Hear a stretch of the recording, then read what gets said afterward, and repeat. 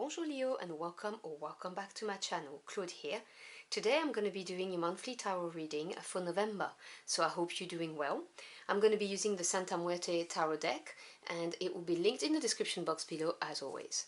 So I've split my deck into three parts like I always do for the monthly readings. You have the major arcana over here to get the energy for the month, the court cards over there which shows you which card to embody the energy of to maximize the energy, and then right here you have the minor arcana to delve into the message. Now as always it's a general reading, so please just take what resonates. So what is the main energy for my Leo Aquarians for the month of November, please?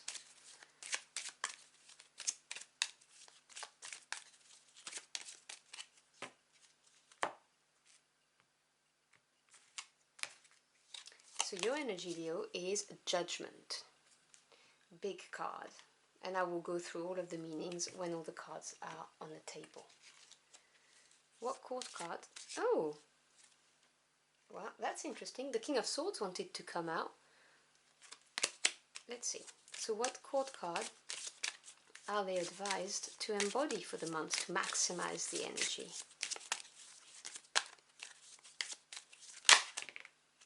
Okay, something came out and it was the Queen of Pentacles.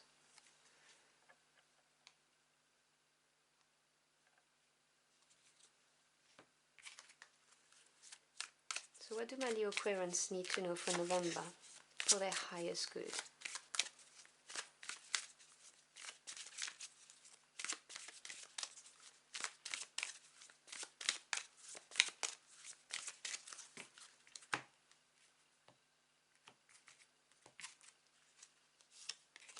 So we have the Eight of Swords, the Seven of Pentacles, and the Five of Cups.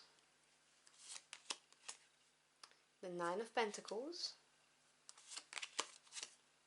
the Seven of Wands, okay, so two seven energies and right together, and the Six of Swords, okay, and the bottom of the deck, which is the energy behind the curtains, behind the scene, you know, your spirit team organizing things for you. We have the Nine of Swords. Okay, so I'm not surprised to see this card appearing. You're all up in your head and you may not even realize just how deeply your subconscious is involved in this, because the Nine represents achievement, and in the Swords energy, which is the air energy, the mental realm, this is the card of fears, anxiety, stress, being completely locked up in your head and not being able to stop thinking about something. You know, this is repeating the same negative or gloomy scenarios in your head, not being able to sleep, literally daydreaming about it during the day because you can't concentrate on anything else. And this is something that your spirit team is working on, getting you out of this, because obviously it's not healthy to be all up in your head. And the other thing I'd say to you is, to me, the Nine of Swords is the card of courage.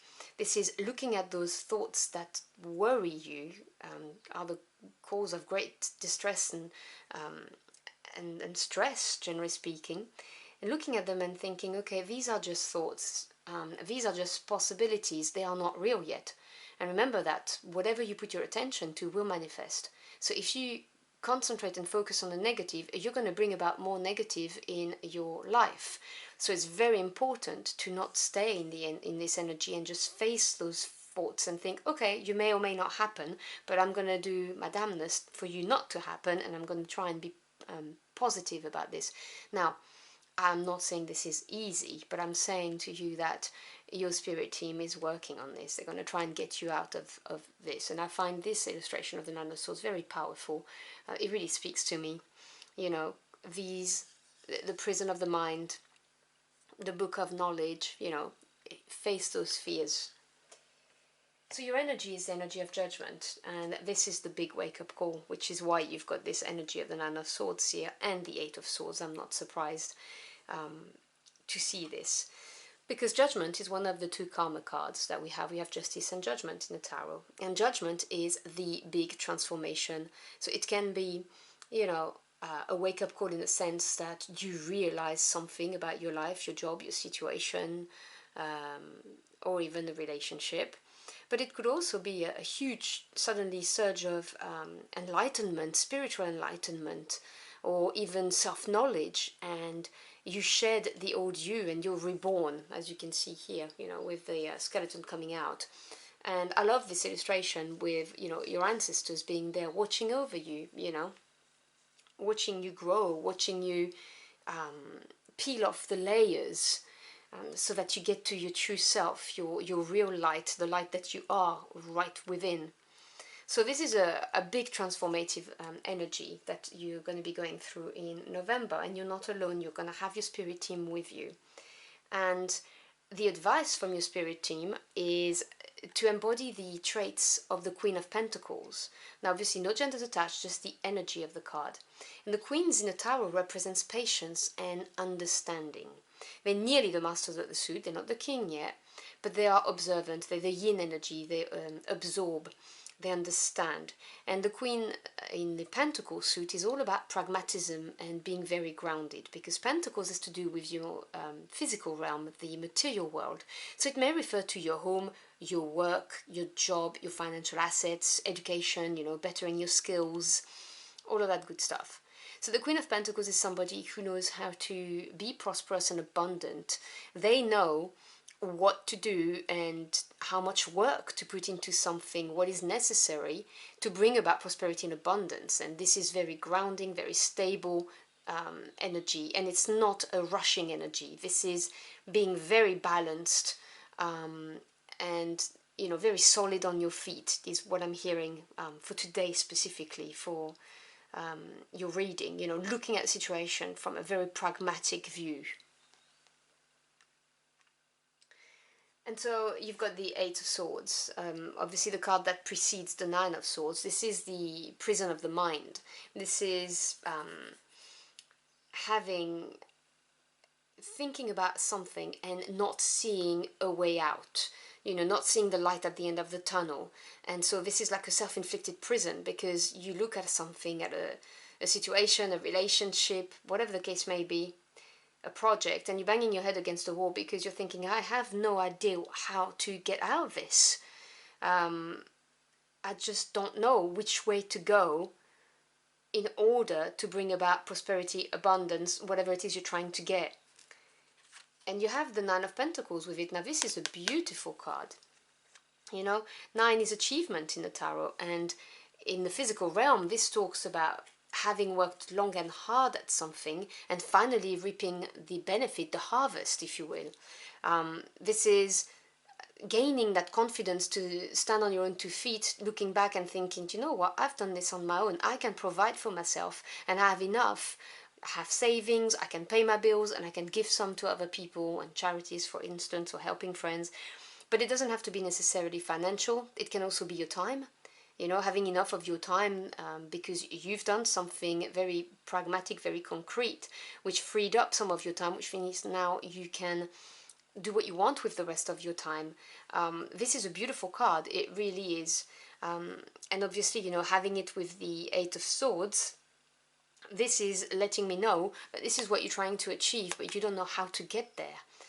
And you're heading for that Nine of Swords energy of being completely locked up in your own head, which is why your spirit teams are trying to give you messages to get you out of this.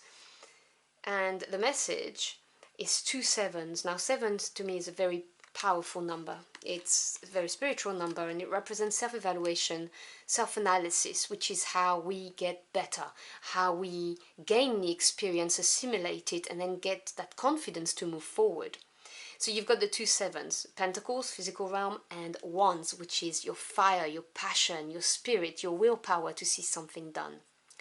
So the 7 of Pentacles talks about looking at a situation from a pragmatic point of view, resource-led, and thinking, okay, is it worth my while? Am I on my way to the 9 of Pentacles, or am I just wasting my time because I'm putting in more than I'm receiving? And it's supported by the 7 of Wands, which is the card of, hey, don't give up now, persist, stand your ground. The 7 of Wands is all about passionately defending I don't know, your ideas, your business, your relationship, whatever it is that you're here for, really not giving up, against what others may say or think as well, is what they're saying to me, you know. People may be looking at you thinking, you're insane. They may not say it in these words, but you can see the judgment in their eyes and you can read it through the words. And so, you know, do not listen to that. This is really the card of not giving up. You're gaining valuable experience from all of this, and this is going to bear its fruit in the future. So for instance, bearing in mind we have the Five of Cups coming up here with the Six of Swords, if we're looking at leaving a relationship, this is saying that even though people may say to you, oh no, don't do that, you know, you're stable, you've got your home, and what about the kids, and blah blah blah, that's a special message, I have to get it out. You know, your spirit team, the cards are saying, honestly, if you're feeling in this, you know, in this Eight of Swords energy, Nine of Swords energy, it's not making you happy, why stay? Again, you have, you know, sovereignty over your own life, you do you, but this is what they're saying to me. Because I can see there's an emotional challenge, the Five of Cups. Fives is a disturbing energy. It disturbs the stability of the Four, which is strong. And the Cups being emotions, feelings, this is saying there's an emotional challenge. There may be some regrets you're experiencing. There may be a huge disappointment you are experiencing, you know, because you're looking at a relationship and you're thinking, it didn't bear the fruit I thought it would with this. And, you know, I've made up my mind, my analysis is correct, and I'm gonna go. Because and it could be sadness. In extreme cases, the Five of Cups can talk about depression as well. But the way you free yourself from this is with the Six of Swords, because Six is harmony after having overcome a change or a challenge from the number 5. Swords being mental energy, this is turning around your mental energy. In other words, instead of not seeing a way out of this, you know, not seeing a way out, looking at it, trying to analyze it and think, okay, how do I get to my Nine of Pentacles? I want to be happy, I want to be strong and independent. And thinking, you know, I can't do this, but I know with the Judgment energy that, you know, this is my wake-up call and I need to be reborn, I need to move away from this. Defend the results of your analysis with the Seven of Wands with every might of your being. Because this state where your heart is challenged, whether you're experiencing regrets, a disappointment, deep sadness, sorrow, you're going to overcome it by switching how you think. The Six of Swords is, okay, I'm taking my swords with me, I've learned those lessons, and I'm now looking forward to the future with a more optimistic view. I see the light. You can see it in the card. I see the light at the end of the tunnel. And this is going to be, you're going to be guided by your spirit team. If you look at the symbolism on the card, so you're up in your head right here, they over here, looking over you, metamorphosing, you know, changing, going through the I can't say that word, going from this deep transformation is the word I'm going to use. I apologize for my terrible English.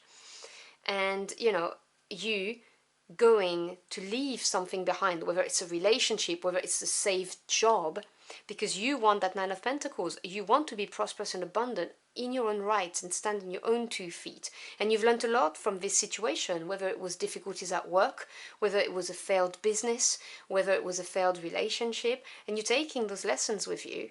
And the best way to maximize the benefit of the energy is to act like the Queen of Pentacles would. Be grounded, be practical, focus on the physical, the material, your resources, and how you can move forward to achieve this Nine of Pentacles energy, which you are fully capable of doing, and you are being guided by your spirit team. So I hope you've enjoyed your journey for the cards with me. If you found this message helpful, do let me know in the comment box below. I'd love to hear from you. Thank you so much for stopping by. Your time is your most precious commodity, and I am so grateful you chose to spend it with me. I wish you a wonderful and triumphant month, and I will see you again very soon. Until next time, au revoir.